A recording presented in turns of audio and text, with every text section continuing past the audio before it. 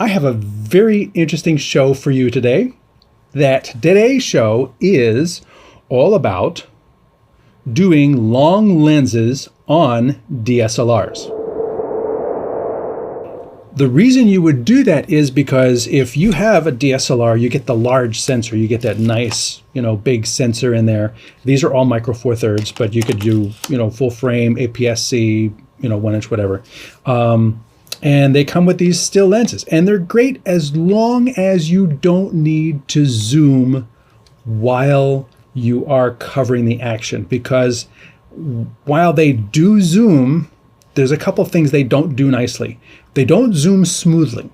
They only zoom as smoothly as you can move your fingers, which for the most part is not as smooth as a servo zoom, a motorized zoom on a real broadcast lens, which is what this is. This has got a big lens on it. It gets powered, and when you push the button down a little bit, it'll zoom at a certain speed for as long as you hold the button.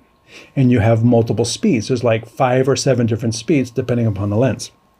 And then on some of them, there's a dial on the bottom that you can adjust how slow is.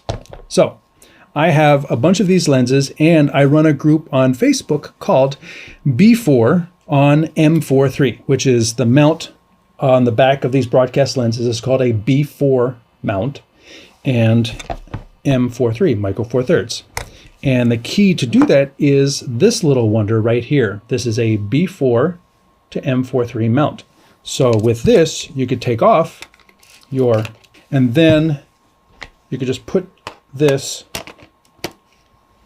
on your camera. Actually, considering the size of the lens, you're putting the camera on the lens. The lens weighs a couple kilograms. It weighs 10 pounds, 10 pounds, depending upon how much glass you've got. This is a 12x lens. No, it's an 8x lens, 8 by 4.4. This is a wide angle lens. So it starts at 4 millimeters, which is very wide. And natively, all these B4 lenses were designed to work on broadcast cameras that have a much smaller sensor than this. What they call a 2/3 inch. I won't even get into naming of the size of sensors. 2/3 inch. This is actually a 1/2 inch sensor lens. And generally, that's like really teeny compared to the bigger micro four thirds. But if you get a lens with a doubler, that's this thing right here, this extra honking piece of glass, and you throw the doubler in like that, it's got a level 1x, 2x, you throw the doubler in there, and what happens is it makes it, on the small sensor, you're zooming in. But what you're effectively doing is you're making that circle of light that the lens creates wider, and it covers micro four thirds. It's just a beautiful match to put a B4 lens for a 2/3 inch camera on a micro four thirds sensor, and it covers when you throw the doubler in. So there's a lot to cover here. Here you go. Here's the Ursa broadcast with a B4 lens on it. Here's me in between multiple cameras, and there's my little probably still a GH4 with a big B4 lens on it. 3 cameras, and we did kind of a talk about big long lenses there, and that was 5 years ago. So I have been doing this a little while.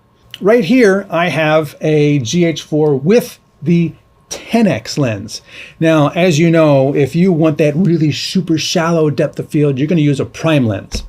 And a prime lens will give you that shallow field, but then if you want to be a little closer, you have to physically pick up the camera and move in. If you want to be a little wider shot, you have to physically pick up the camera and move back. That's not the most convenient thing to do sometimes, especially if people are on a stage or in a live event where you can't just put the cameras in front of people. You got to be back a little further and zoom into the shot. So what I've got right here is I've got that camera, and I can zoom to try and follow action.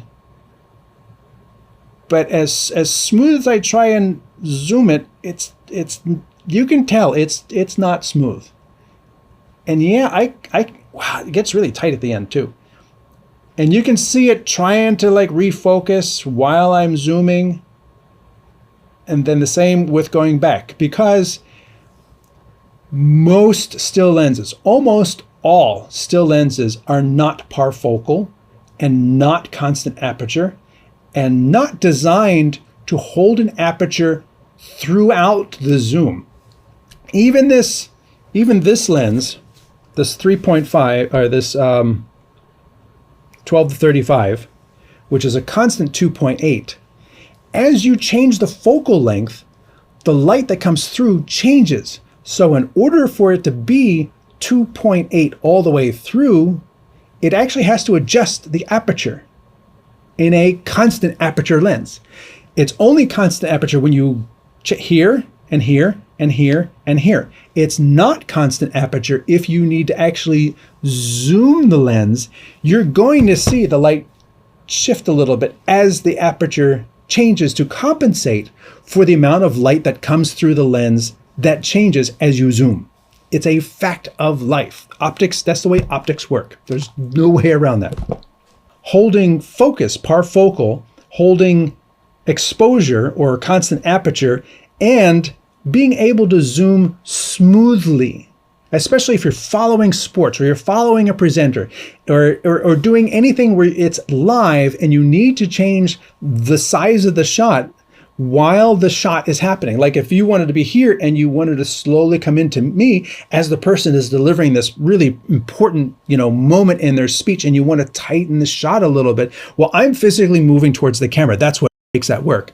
But if I move away, you can't do that most of the time. You can't walk the camera down the aisle or move the camera away. You have to do it optically in the lens. And if the camera is not going to hold back focus or hold any focus while you do that, it's useless. And still lenses are not made for that. Video lenses, ENG lenses, are. And that's the magic of these things. When it says an aperture of 1.4 or an aperture of 2, and you zoom all the way through this zoom range, it's an aperture of 2 all the way through this zoom range. Now, how can they do that? Why isn't this readily available on still lenses? Well, these ENG lenses, when they came out, these are older ENG lenses. When they came out, they were $5,000. There's lenses out there now that'll be $20,000, $7,000. You can get the big lenses they use on sports with, 80x zoom and image stabilize. Those lenses can be $50,000 or $100,000. But that's not what we're talking about today. I'm talking about finding an old B4 ENG lens on eBay for about $600. About the same as what you would pay for this 3x lens or this 10x lens, which is not parfocal, not constant aperture, not constant focus, none of those things. So this is what we've been trying to use for a lot of the time. This is great if you want to have a bunch of fixed shots, but if you want to zoom and have that ability, like on a big camera with a smooth servo zoom, but on your DSLR, then you can use an adapter like this and get that same zoom capability on a DSLR like this. That is what today's show is to demonstrate live what we're going to do. And to do that, I am actually going to transition to the second location. What I have here is, I have a traditional on-shoulder ENG camera with a zoom lens. This is what we had before everybody moved to DSLRs. Big on-shoulder, kind of heavy, but it has this smooth servo zoom that is great for sports, great for action, great for conferences, great for lots of television production, soap operas, and anything where you need to quickly get the shot and follow things. And by that, I mean, let's see, this one. So you can see now that if I zoom in, I can go all the way across the street, and then I can do it slowly, or I can do it fast. There's multiple speeds in this lens, so following somebody coming towards you or following someone as they move away, especially for sports, this lens really does make things super easy. If you watch sports, you're watching a zoom lens. If you watch a soap opera, you're watching a zoom lens. If you watch any sort of concert on TV, you're watching a zoom lens. That is how they get the particular shot from whatever location. Do they want a 2-shot, a 1-shot, a 3-shot? They change those shots based on the call of the director. And this way, I can get from this shot all the way into this shot. Nice truck going by for some noise. And that is what we had when we had small sensor cameras. Now we go to a larger sensor camera, and a DSLR, and we didn't have that capability. Except, as I said, on Micro Four Thirds, you have the ability to put this big lens, and of course there's going to be a mower today. It's a banner day, isn't it? It's a live show. I can't see comments. I'll see them when I get back in. This camera, we'll switch to here, is my DSLR. And if I touch the zoom on here, you'll see it zooms in just like the other camera. In addition, with these ENG lenses, I have a little handle off to the side so that I can very softly zoom in. And remember, this is a DSLR. And if you try to do this with a still lens, it's impossible. This is a 15x Canon. You can get 15, 18, 22. You can find all of these lenses used on eBay. This is with an optical adapter, so it's covering already. I haven't even engaged the 2x. So in terms of being able to move back from the shot, I can move back slowly or quickly. So that is my far shot. But if there was somebody way over there and I wanted to get even closer, I could do that and then compensate in the camera. So that is a pretty tight shot. It's a little shaky because, I mean, honestly, that is almost 80 meters from me, almost 100 yards, and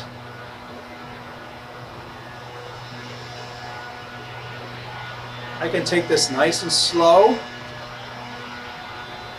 I can go really fast, and then I can take the doubler out and then change the compensation on that. So you can see that the lens is the thing. I still get the advantages of a DSLR. I get an inexpensive body because I purchased the GH4s secondhand for $300 each. A 4K camera with clean HDMI out for $300. And it's a large sensor, so if I get some nice Micro Four Thirds lenses, I can still do that shallow depth of field thing. But I also get the ability to put this big lens on there. Thank you for the great timing. Let me go back inside and continue in there. If you have DSLRs, especially Micro Four Thirds, you have the ability to use your camera as if it is a traditional broadcast camera with a big, long optical zoom lens. You're not limited to just this 3x lens. You're not limited to trying to make this work with not being able to like wrap your fingers all the way around it and do multiple stops. You have the ability to use big ENG lenses, power them, use the remote controls for them, or the demands as they're called, and be able to like focus on one hand, zoom on the other hand, look at the picture, and have almost a studio camera with a very inexpensive body with a Micro Four Thirds start. In fact, Mevo just announced a new Micro Four Thirds body. Now, it doesn't have a monitor on it, but it does have HDMI out, and it's part of the Mevo ecosystem, meaning you could possibly use Mevo Multicam as the app and put on a big lens like this. Now, I don't think you're going to get that new camera for $600, and it's not going to have all the controls a GH4 is going to have. But what it will have is it will have direct integration to the live streaming platform and the ecosystem that Mevo has already built. So that means you can easily deploy plump, plump, plump 4 cameras. One of them's got a zoom lens, maybe a couple prime lenses, all these micro four thirds lenses, and you've got an iPad and you can cut between cameras wirelessly. That is a great asset that you're not going to be able to do with a DSLR. They're not natively wirelessly connected into an ecosystem for live switching. That doesn't exist. The Micro Four Thirds sensor size has that unique balance of it's large enough that you can get a nice shallow depth of field and bokeh when you want to, and it's small enough that you can adapt for big lenses like this and get the ENG zoom capability. Blackmagic has Micro Four Thirds cameras, and they have studio cameras. And oddly enough, Blackmagic, who makes studio cameras, they have a whole range of cameras they call studio cameras. They don't have B4 mounts on them. So you can't take the micro studio camera from Blackmagic. It has a Micro Four Thirds lens on it. But there's only 2 zooming Micro Four Thirds lenses. You know, if I really wanted to have a studio camera, I want to put this on it. But the only camera they have that you could put this on is the Ursa Broadcast, which is a big camera, a big heavy camera. With the lens, the eye viewfinder, and a battery on it, it's over 20 pounds. I don't know how many kilograms it is, but it's heavy. That JVC out there is only about 12 pounds, so it's much lighter, and an operator can be on there much longer. I love the Micro Four Thirds format. I look forward to the opportunity to get my hands on the new Mevo Core, as they call it, because it has that same Micro Four Thirds mount, has this same flexibility. I've got lots of lenses for it, and it's this interesting thing in the middle. You know, it's a Mevo. So it has the whole Mevo ecosystem on one side, and it's Micro Four Thirds. So it has everything Micro Four Thirds offers on the other side. Oren also says, for what it's worth, you can rig a remote follow focus rig to operate the zoom on these Micro Four Thirds lenses. It's probably another hassle. You can a follow focus. Well, focus is really janky on these lenses, and it has nowhere near the throw. Like you can especially when you get past a certain distance, the distance between 10 feet and 30 feet is this much. So it's not like a cinema lens that actually can use a remote, because that has a whole 180 degree or 360 degrees of focus, so that you can really dial in the focus. These lenses, aside from the fact that this one is actually servo focus, so there is no stops at all. Even if you could do it, you're still gonna, I'm moving my fingers, what I feel is a constant rate of speed. But anybody looking at that zoom would say, man, that is the jankiest, amateurist zoom I've ever seen. And I'm not moving my fingers very far. That's the problem. It's so sensitive that, hey, yeah, can you zoom out with that? There we go. I mean, I got to move my finger slowly, because we're not looking to get a crash zoom. That's not what we want in a live show. We want like a nice smooth zoom, and that's super hard to do, whether it be with a servo or not. The lenses aren't built to do it well, and that's why I'm suggesting B4 lenses. Yay! And I started the B4 on M43 group on Facebook eons ago. And at the time, there was literally no other way to do this. There were no servo zoom lenses. And about 3 to 5 years into it, Canon came out with the first sine servo zoom lens. Sine meaning cinema zoom lens, and it was for APS-C, and it was $30,000.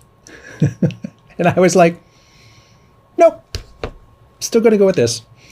And now there's, Fujinon has come out with some. They've come out with version 2s of these lenses. The costs have come down because they've been purchased and everything. And there is choice. If you have a Fujinon DSLR, or if you have a Canon DSLR or a cinema camera, you can purchase a Canon or Fujinon servo zoom lens for APS-C. It does exist now. It'll cost you, and it's not going to give you 18x. It'll give you 5x or 7x or something like that. And it does give you, though, it does give you parfocal, constant aperture, smooth zoom. It does give you that. They finally did realize that there was a market there for doing it. Panasonic has not. Even Sony has come out with an E-mount servo zoom lens of their own. Again, most of these lenses don't have the same level of control that these do. They don't have the remote demands. They don't have remote focus things. You have to kind of piece that together. And they don't have the multiple levels. Like the Sony zoom lens has, I think, 2 fast and not as fast.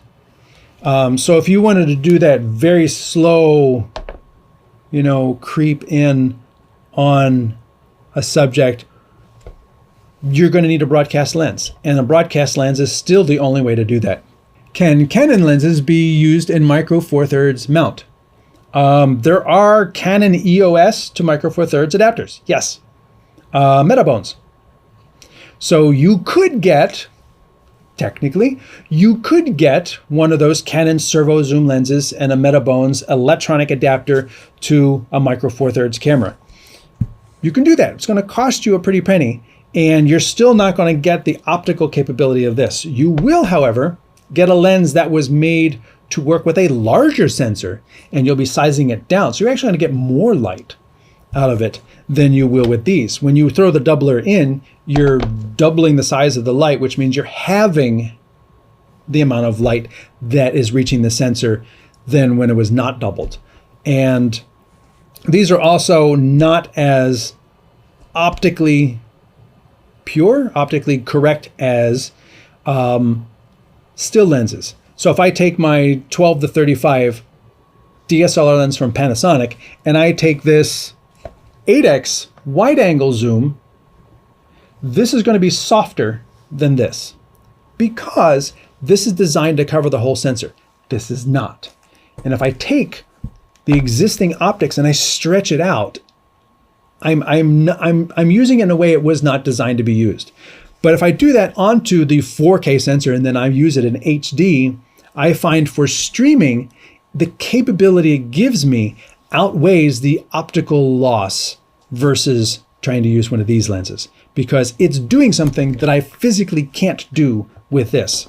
I mean, technically, if you spend $80,000 on a 4K broadcast lens, then you may be getting, about the same quality. But if you get a standard def lens or an HD lens and you put it on a 4K camera and try and do 4K streaming or 4K recording, it will be softer, as will the 10x lens from Panasonic. The 10x lens will be softer than the 3x lens. I have a video on my AIBA channel where I put the 10x lens up against my 15x before lens, and side by side, zooming in at a distance, pulled back and everything, they're comparable. Because remember, it's not so much the fact that it's old glass, because glass is glass. It's the fact that if you want to compare a DSLR lens versus a 15x zoom lens, if you want to compare it, which one is that? If you want to compare it against that camera with the 15x lens, you have to compare it with a 15x Panasonic lens. And there isn't one. So again, the big long ENG glass is offering capabilities that don't exist here. This is a 10x. And the next one up from this is a super long travel zoom with a really high aperture that is going to be even softer. So you're going to get softer either way. And I'd rather go with this and get the smooth zoom, constant aperture, parfocal, and being able to use controls and everything, and use that. Crank up the sharpness in the camera. Again, it's not going to be as sharp as a prime lens. Nothing is going to be as sharp as a prime lens except another prime lens. That's why we have prime lens, for when you want the absolute sharpest image, and then you have to physically zoom in and get your shot by moving the camera. When you can't move the camera and you have to use a zoom lens, then there are more options available to you. The 750 is not a B4 mount because it's a half-inch chip or a third-inch chip, and so it's a bayonet mount, but it's not officially a B4 mount. Just like this half-inch lens mount is not the same as this one. You'll see that the adapter is slightly thinner because the throw, here I'll move it closer, the throw on the half-inch lens is shorter than the throw on the 2/3 inch lens. So 2/3 inch officially is the B4 mount. The other ones, there's a B3 mount, which is kind of reversed in how it hooks up. And there is a bayonet mount that's available for 1/3 and 2 1/2 inch lenses. If you go to the B4 on Micro Four Thirds, B4 on M43 group on Facebook, and in the edited version of this video, I'll put the screen up. If you go there, in the files section, there is a way to know exactly what your lens can do just by the model number. The model number on these lenses is very, very specific. If you look at that, it's backwards. I'll read it. It's a PH8 by 4.4. PH means it's a half-inch lens, and of a certain grade, because you could have half-inch lens for broadcast, half-inch lens for industrial work. They had different grades of lenses, and they would have different letters. 8 means it's an 8x lens. 4.4 is where it starts.